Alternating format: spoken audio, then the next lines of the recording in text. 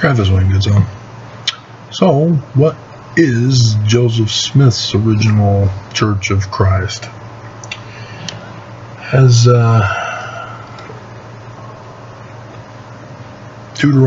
Numbers chapter 12 verse 6 says,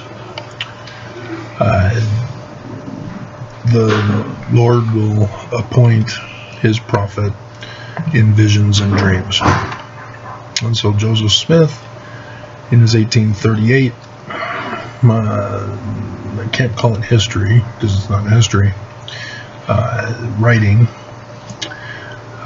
indicates to us that he's had a vision,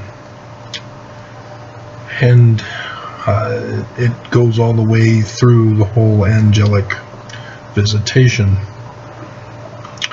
All of that never happened as history. And so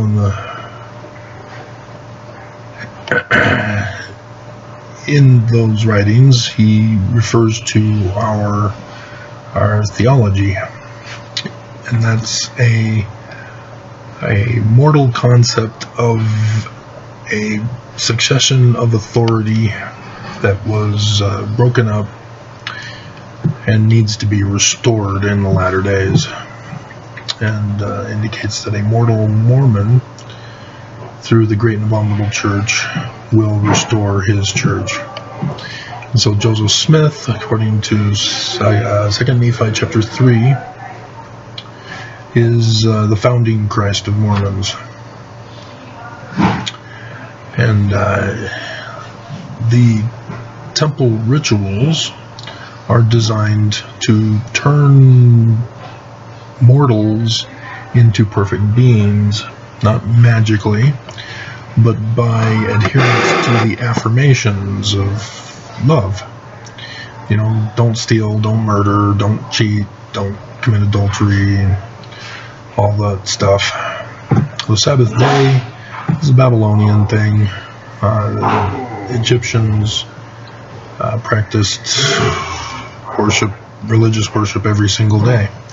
So whenever anybody wanted to go to the temple, it was open for them. So there was no designated Sabbath day. That's a Babylonian creation. The Egyptian documents lay out the rituals for the church, as the god Osiris is murdered by his brother. His body is scattered throughout the world, needs to be gathered back to Zion, where his body is assembled, and his wife then conceives and bears the son who is to restore the throne. And so the sacrament of the broken body and blood refers to Osiris, and as members, they're the ones who have been through the temple initiatories to become Christ, with the washing and anointings, kings and queens, high priests, high priestesses, Melchizedek's Christ, to give birth to the future Mormon who would be the Christ. That's the rituals. And so they gather at a congregation to partake of the broken bread and the wine. The red wine. Red wine. And the whole concept is that the latter days is supposed to be where Zion is. And it's called the wedding feast because coronation is accompanied with marriage. A Christ cannot become Christ alone.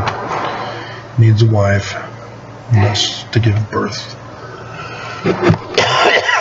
to the successor.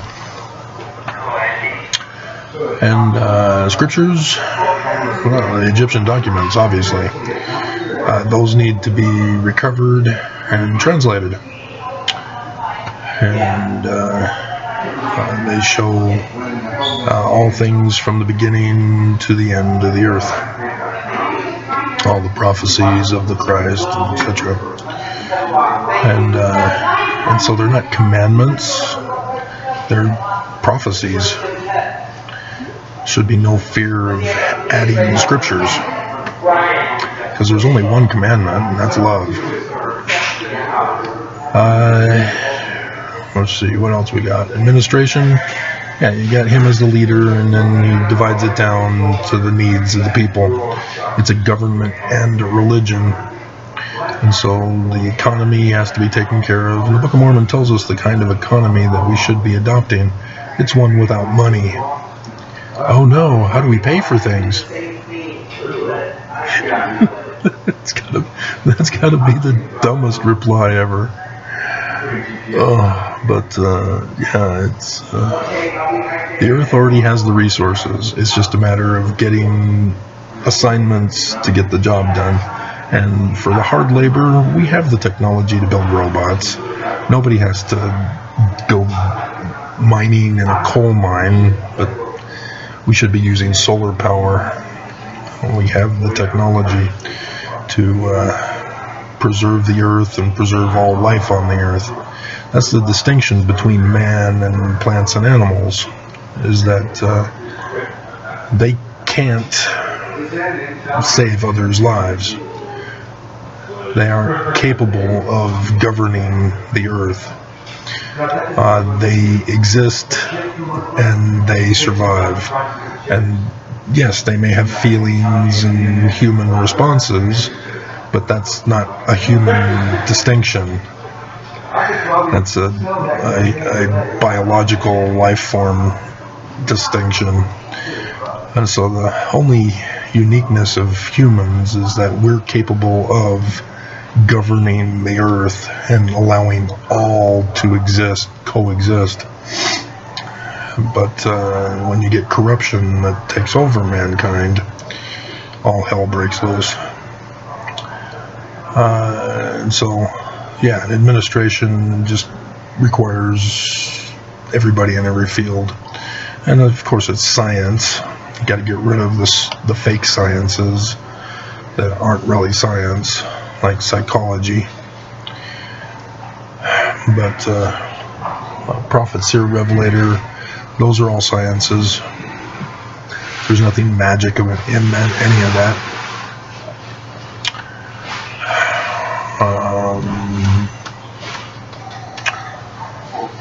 Let's see, administration, scripture, theology, ritual, administration, we covered that already.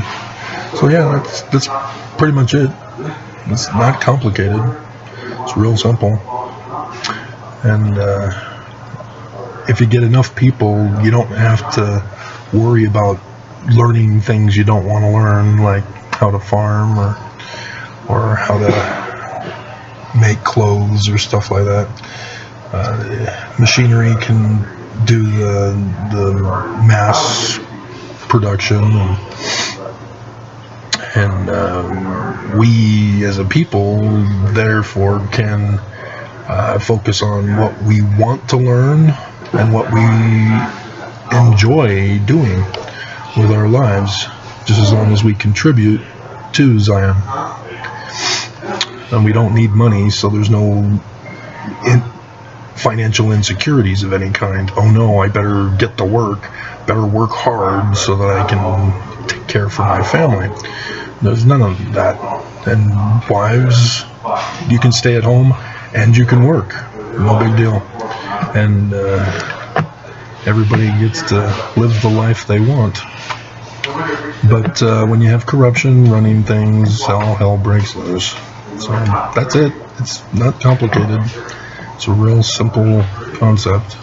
But I thought I'd share that with you, because the current church is nothing like Joseph's church.